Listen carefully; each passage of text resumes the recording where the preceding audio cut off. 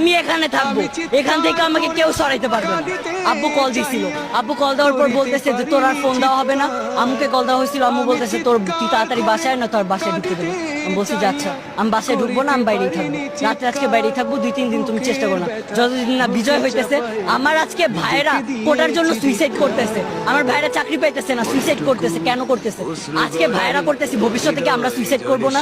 ভবিষ্যতে আমাদের আমার এই যে বোনেদের ঢাকা ইউনিভার্সিটি ইন্ডিয়ানের বোনেদের এমন ভাবে যে নির্যাতন করলো ছাত্রলীগের পোলাপাইন, কেন করছে? কেন করছে? ওদের কি অধিকার যে ওরা গায়ের ওপর হাত তুলবে? আজকে আসার আগে পুলিশ আমাদের ধরছে, ভিডিও আছে আমার কাছে, আব্বুর থেকে ফোনটাই নাম ভিডিওটা ভাইরাল করবো। পুলিশে আমাদের হাত ধরছে, কেন? আমাদের গায়ে হাত দেওয়ার ওদের সাহস কিসের আছে?